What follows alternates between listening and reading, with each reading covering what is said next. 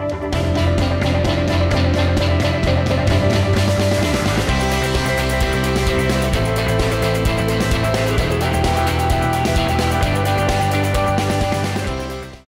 Jay. Hi. So I'm gonna do this short interview with you. Just Right. gonna ask you some simple questions. Okay. We need to kickstart this with something simple. So how long have you been shooting? Professionally, I've been doing this for 10 years, and I've been shooting cosplay for about 6. 6. So how does being a professional photographer change anything in your life, like your life habits? Well, the thing is, it's different when you're working for a company. I mean, I have my own time, but then again, when you have your own time, you're also working your butt off. So sure, people may think you have control over your work, but it's not. You also think about your work, dream about your work, wake up about your work. So I guess that's Does it it. change what you put on Instagram and Blogger? Uh, Like, oh, I'm on a holiday, but damn, I'm a professional photographer. I must make sure every shot looks, In a sense, yes, you're pressured because you're supposed to be a pro. But then again, it's Instagram, it's blogging, so you can post whatever you want. So Because I saw your Japan pictures and everything looks so nice. thank you.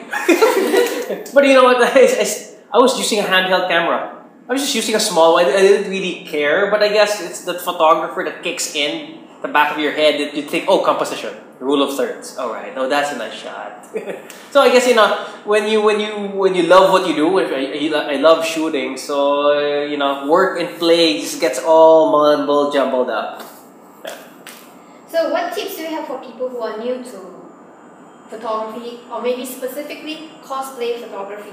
Like, I just got my DSLR. Yeah. I got a 50 mm. Do you think I should invest in lights? Or Not yet. Once you buy lights, that's the point of no return. Literally, you really have to shoot for a living, I think. Really? I mean, sure, unless you're, some rich ass person who can just burn money when they wanted to, but if the moment you buy lights, there's already that element of return on investment, so to speak. But if you're starting out to shoot cosplay, the best suggestion I ever give is read your comics and watch your cartoons. Because I mean, a lot of photographers would just come in and they don't even know the character. Whoever cosplayers cosplaying out there. So for me, do your homework. That in a sense will bring out the more character out of that costume. You can coach the cosplayer more because you know who they're cosplaying as. So, even if I get a torchlight, that will work too, right? Come again? If I get a torchlight, Well, the one that you use in emergency? That can work. I've seen some photographers work on something like that, floodlights, for example. It doesn't really have to be like big ass lights. It doesn't matter. As long as the light is actually good. In natural scenes, for example, I'd love to shoot natural scene cosplay, given a chance. So maybe I should invest in the reflector. Reflectors, good amount of, and no, not even a reflector. It's too expensive. Car shades. What is that? Just car shades. But wouldn't that be like a little bit too harsh? Because it's usually aluminum and Well, it can work that way, or you can get styrofoam. Styrofoam. That's actually the best. Styrofoam's the best, and white stretch jersey. It's a sort of fabric, white stretch jersey, because that's one of the easiest things to pack. Lay it in front, and it reflects like styrofoam. Okay. So what tips do you have for people who are looking for a career change into professional photography? Which area do you think they should start? Ooh. I have friends who's dabbled in photography for a couple of years. They've gotten pretty good at it, and they even gone on to having internships and apprenticeships. But actually breaking into the market is difficult. It's quite difficult, especially now with digital photography, because everybody else could claim I'm a photographer just because you hold a camera. Yes. In Manila, back home, there are a lot of people. I want to be in fashion. Really? I mean, people get to realize that fashion photography is all glitz and glamour, but there's no direct money in it unless you're in the top 10% of the market. Really? Yeah. Really? If you want to shoot for those top brands, it's a creme de la creme of the photographers. And a lot of people keep on trying, oh, I want to be in fashion, I want to be in fashion. They all get they all get disillusioned the moment they get in and they realize there's not much money in it. The money is actually in a lot of the mundane things. You know, I shoot Coke bottles, real estate, credit cards, even toilet seats, for crying out loud. You know, a catalog for Toto. You know. Why is fashion? Where does the money go for a fashion shoot? You mean for the setup, or it's just that the amount that they pay is. The amount of pay is different. You get to shooting for advertising pays a lot more by ratio. So the high budget fashion shoots are the really high budget ones, like, you know, going up there. So there's not much of a middle ground to work with, or you really work bottom barrel type. So I would rather ply in between and shoot within advertising, so I have something that's more constant. It's not as high as shooting for like Hilfiger or Ralph Lauren, those high-end brands, but it's steady. You know, so I'm already putting on like the business hat here on top of the photography. So I'm talking about revenues and, you know, how much you're actually earning on a monthly basis. I mean, you have to think about that in your career. You do. So, do you think like being disillusioned is one of the biggest problems with a lot of new photographers? Well, the thing is, a lot of these newbies, when they try to go professional, they only think about the photography and not the business.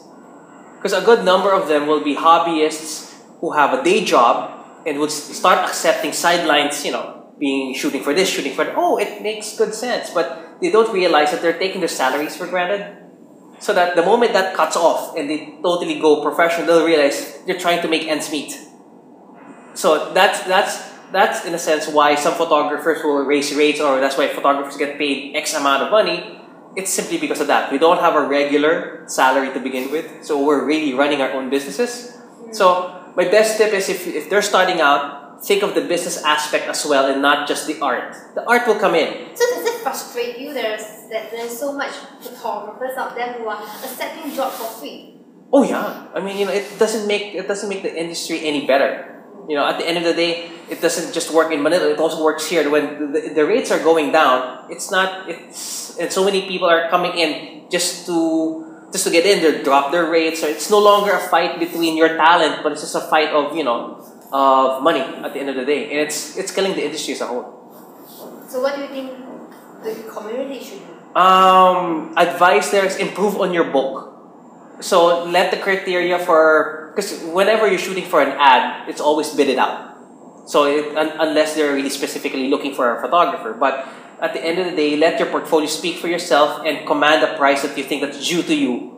Not because you want to cut into the competition and win. But what do you think is the value that you can put on yourself as a photographer?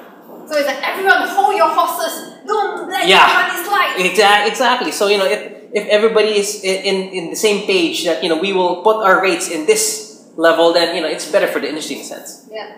So now that you talk about glamour and, you know, fashion photography, like, okay, photographers get a lot of glamour and a lot of backlash. So even in Singapore, we've had high-profile cases of photographers doing what they're not supposed to do. Yeah. So do you think work ethics that you stand by? And you take grab your idols. I shoot for FH. I've been shooting for FHM for 8 years. Yeah. Wow. Yeah, I know, right? Wow. But if there's anything to it, it's a job. It's a job. And when you treat it like a job, and that's what separates, I guess, the newbie glamour photographers versus the professionals, is that we know how we put a line in front, and this is just a job. Heck, you know, I'm sick and tired of seeing naked women. Really? Really? You think he's sick and tired of seeing? Why do you think I'm shooting cosplay? Right? I mean, you know, it came to the point that I was rushing between ad jobs, and it so happened that I had an FHM shoot in the middle, sandwiched. So I came into the set and just told the girl, take it off, we have 2 hours, click, I need to go to another one. I couldn't care less. So, okay, now that you talk about cosplay photography, has there been any controversy after you started, you know, going into the cosplay photography? I tried. The community itself is pretty drama. Yeah, it revels in drama for some crazy reason. Not just here, everywhere, the US, Asia, wherever. There's always drama happening, and I've always made it a point that I stay away. For me, I'm a cosplay photographer. I don't need to mingle in the business of whatever cosplayers having a fight with whoever. I just want to come in, take my pictures, and that's it. But even as a photographer, there is drama. There is drama. But I choose to shut them out. Oh, how about people who have something to say about you using Photoshop to enhance it? So, my best photos, I don't care. They can, if they don't like it, they go somewhere else. It's a free internet. It's a free social media. Comment as you want. I don't care. Okay, let's tone down the drama a little bit, and let me ask you something totally different. So you went to Japan a couple of months back. It seems like you're going back and forth quite regularly. So is it a job then? Or? I would consider Tokyo as my inspiration city. Because I would go there. No, aside from just the vacation, I go there to write. So I've been writing a good portion of Geekology 2.0 in Tokyo. And what I would do, I would just sit in Ueno Park. It's like the Tokyo air. Yeah, smell Tokyo air. Get down Akihabara, like, oh yes. Just sit down in a coffee shop and write. Yeah. So my favorite hangout, like I said, my favorite hangout there is Ueno Station, right before you enter the zoo. There's this ultra nice Starbucks where I would just sit and I would see school children pass by. I would see whoever sorts of people pass by and just write about the book. Walk around Harajuku. Why should you do that in the Philippines? It doesn't feel the same. but it's the Nihon air. And it's that holy geeky air of Japan that's totally different. And plus, you get to experience ground zero for the cosplay community. There, it's ground zero. I mean, in the Philippines, it only happens whenever there's convention going on for the weekend. But in Japan, it's like they're living it almost every day whenever you go to these districts. So, there's always a good portion of references to read about, to look at. And, it doesn't happen so often that you can go to Animate or those big stores where they're really selling manga and anime left and right. So, coming to the last of my questions, so what tips or what message would you like to say to fellow cosplay photographers or anyone who's new into photography? I just did a lot of homework. Read up on, like I said, watch your cartoons. Don't be afraid to be a kid again. Heck, I'm 33 and I'm still as retarded as 13. No, you're not.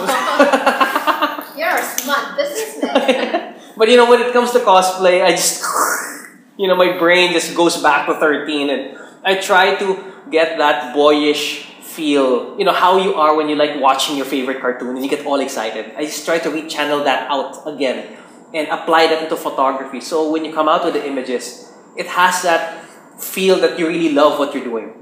So always channel back to your childhood because that's the childhood love for those properties or those cartoons, those anime, those comics will forever be there.